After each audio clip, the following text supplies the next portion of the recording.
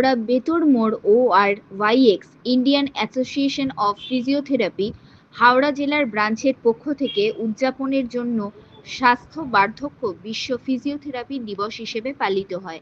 এই দিবসটি আগামীকাল 8ই সেপ্টেম্বর 1951 সাল থেকে বিশ্ব ফিজিওথেরাপি সংস্থা কর্তৃক প্রতিষ্ঠিত হয়েছিল। এই দিনটির উদ্দেশ্য হল ফিজিওথেরাপির গুরুত্ব সম্পর্কে সচেতনতা বাড়ানো এবং এই পেশার মাধ্যমে মানুষের জীবনমান উন্নত করার অবদানকে স্বীকৃতি দেওয়া। এছাড়া এই দিবসে দেশের বিভিন্ন হাসপাতাল, ক্লিনিক এবং ফিজিওথেরাপি সংগঠনগুলো সচেতনতামূলক অনুষ্ঠান, সেমিনার এবং ফ্রি ক্যাম্পের আয়োজন করে।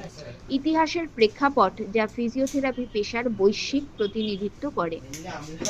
প্রতি বছর এই দিনে বিভিন্ন প্রতিপাদ্য নির্ধারণ করা হয়। বিশ্বের মানুষের আন্তর্জাতিক লো ব্যাক পেইন এবং ফিজিওথেরাপির ভূমিকা উদ্দেশ্য জনসাধারণের মধ্যে স্বাস্থ্য সচেতনতা বৃদ্ধি করা, ফিজিওথেরাপির মাধ্যমে শারীরিক পুনর্বাসন।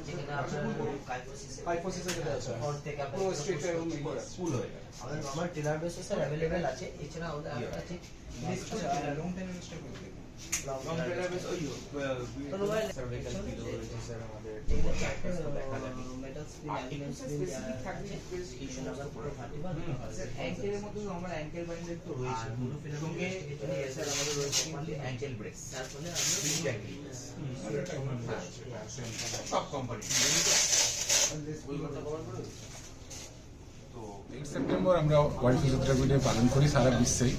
আমরা পশ্চিমবঙ্গ শাখার তরফ থেকে আমরা 8 সেপ্টেম্বর পালন করি, কিন্তু সানডে হওয়ার জন্য নর্মালি আমাদের প্রত্যেকটা ডিস্ট্রিক্টে এই প্রোগ্রাম চলে। তো সানডে আমাদের নর্মালি কাজের দিনে ছুটি থাকে। আর 8 সেপ্টেম্বর অনেকগুলো জায়গায় প্রত্যেকে নিজের ক্লিনিকে পালন করা হয়। তো সব জায়গায় একই দিনে সবাই মিলে একসঙ্গে পালন করা সম্ভব নয়। হাওড়া ডিস্ট্রিক্ট ব্রাঞ্চ আজকে অর্গানাইজ করেছে, তাই আমরা সবাই উপস্থিত হয়েছি। আমি আইপির ভাইস প্রেসিডেন্ট, আমাদের সেন্ট্রাল আইপির। এই খুব ভালো কোশ্চেন, এবং আমাদের পশ্চিমবঙ্গ শাখা আইপি ব্রাঞ্চের তরফ থেকে আমরা অ্যান্টি কোয়াক একটা কমিটি আছে, সাব কমিটি, যার কনভেনার ডক্টর শামসুল আরফিন। উনি পরপর খুব ভালো ভালো স্টেপ নিয়েছেন। প্রত্যেককে এমনকি অন্তত আমরা 50 থেকে 60খানা ক্লিনিক বন্ধ করেছি, 30টার মতো কলেজকে আমরা বন্ধ করতে পেরেছি।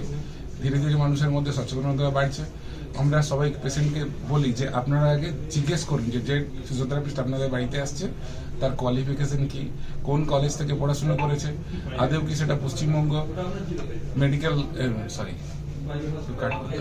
হেলথ ইউনিভার্সিটির রিকগনাইজ কলেজ কিনা। এই ধরনের কোশ্চেনগুলো যখনই করা হয়, যারা নন কোয়ালিফাইড তারা চুপচাপ সেই বাড়ি থেকে চলেই যায়, বা সেই ক্লিনিকগুলো আস্তে আস্তে আমরা বন্ধ করতে পারছি। ইভেন অনেকগুলো এখন রিসেন্টলি কিছু একটা সংস্থার বিরুদ্ধে কেস করা হয়েছে, তাদের ডক্টর রয়েছে। যেমনভাবে MBBS-দের ধরা হচ্ছিল, সেইভাবে আমাদের ফিজিওথেরাপিতেও প্রসেস চলছে।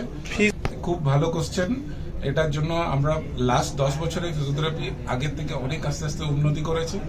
ভবিষ্যতে দেখতে পারবেন যে যেমন MBBS পড়ার পরে স্পেশালাইজেশন রয়েছে, আমাদেরও আর আগামী 10 বছরের মধ্যে সবাই এক একজন স্পেশালিস্টের কাছেই যাবে। আমাদের 16টি শাখায় এখনো অব্দি স্পেশালাইজেশন কোর্স চালু হয়েছে। ধীরে ধীরে সবাই উন্নতি করেছে, মাস্টার ডিগ্রি সবাই পড়াশোনা করছে। পেশেন্টরাও আস্তে আস্তে দেখবেন সেইভাবে কি প্রশিক্ষণ দিচ্ছেন ছেলে? একদম ইউনিভার্সিটির তরফ থেকেই চলছে। আমরা এইভাবে তো ব্যক্তিগতভাবে যারা প্রশিক্ষণের ব্যাপার নেই, ইউনিভার্সিটি রেকগনাইজ বা ইউনিভার্সিটি পড়ায় master degree in orthopaedics, neurology, এরকম 16টি সাবজেক্টে মাস্টার ডিগ্রি পড়ানো হচ্ছে। অবশ্যই আমাদের council already registered, council already আমাদের রানিং হয়ে গেছে। কয়েকদিনের মধ্যে আমাদের রেজিস্ট্রেশন প্রসিডিওর চালু হবে। কয়েকদিনের পরে থেকেই আপনারা সবাইকে জিজ্ঞেস করবেন যে আপনি কি আইএপি কাউন্সিলের ফিজিওথেরাপি কাউন্সিলের মেম্বার আছেন। হলে মেম্বারশিপ নাম্বার বলুন বা সার্টিফিকেট দেখান, নাহলে বিপদ হতে পারে। কোনো নন কোয়ালিফাইডদের কাছ থেকে কোনো ট্রিটমেন্ট নয়, আপনি তারা আপনার নিজের ক্ষতিই করবেন না। এই সময়ে mission of allied health care council bill pass হয়ে গেছে। তো এখানে আমার বাঙ্গাল থেকে also the council bill is passed. So right now there is a thing that we are independent practitioner. We can practice anything regarding the diagnosis and therapeutic purposes. We are there is a national commission given the curriculum about the physiotherapy, तो उसमें बताया गया है कि आप कैसे, कौन सा कोर्स, क्या क्या चीज आप कर सकते हैं। दूसरा चीज कि बंगाल में हमारा अभी तक इम्प्लीमेंट नहीं हुआ है, हमने गवर्नमेंट को भी काफी दिया है, और जो सेंट्रल का जो बिल पास हुआ उसमें साफ शब्द में लिखा हुआ है कि जिनके पास डिग्री होल्डर नहीं है वो प्रैक्टिस नहीं कर सकते हैं, उन पे केस हो जाएगा, गलत चीज करने पे उन्हें जुर्माना देना पड़ेगा। तो ये बिल एक्ट पास हो चुका है 2021 में, और अभी ये इम्प्लीमेंट होने वाला 1-2 महीने के अंदर हमारे बंगाल में भी इम्प्लीमेंट हो जाएगा। So we are independent practitioner, और फिजियोथेरेपी ऐसा है कि वो बच्चा जब जन्म लेता है और जब तक लोग बूढ़े हो जाते हैं तब तक वो फिजियोथेरेपी चलता है, फ्रॉम पेडियाट्रिक टू जेरियाट्रिक। देखिए, लिए हमने अवेयरनेस कैंप्स खोला है, चारों तरफ हमारे बंगाल में अवेयरनेस कैंप्स चालू हुआ है। और दूसरा चीज ये है कि जब काउंसिल इम्प्लीमेंट हो जाएगा तो उसके बाद कोई भी अगर फ्रॉडेंट केस में जाता है उन्हें जेल, सिंपल सा शब्द में है, गलत काम करने पे जैसे झोला छाप डॉक्टर बोला जाता है, तो उसी तरह झोला छाप फिजियोथेरेपिस्ट बोला जाएगा, उन्हें जेल है।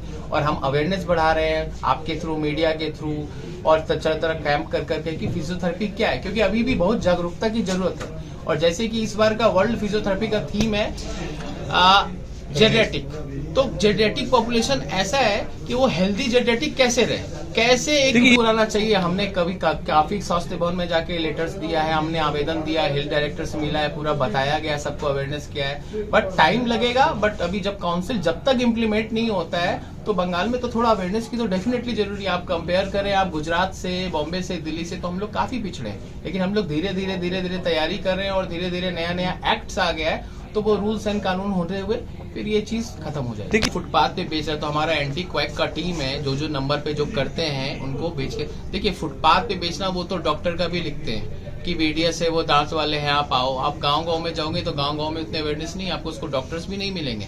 और फिजियोथेरेपी तो हमारा जो शहर में है और गांव में, और 70% अभी भी जो जनता है वो गांव में रहती है, शहर में नहीं रहती है। पूरा इंडिया में आपको क्या लगता है ये मुद्दा सरकार को आगे आना चाहिए? एकदम आगे आना चाहिए, और हमने सरकार से निवेदन भी किया है, और सरकार ने भी भरोसा दिखाया कि डेफिनेटली हम लोग सबको ही आगे आएंगे। तो होप है कि सरकार भी हमारे साथ सपोर्ट करेगा, और सेंट्रल तो हमारा सपोर्ट कर ही रहा है। सो यही अवेयरनेस है कि आगे कैसे बढ़ा जाए। आपका नाम? मेरा नाम डॉक्टर ऋषिराज हुआ, मैं सेंट्रल आईएपी का ईस्ट जोन का हेड हूँ। Thank you.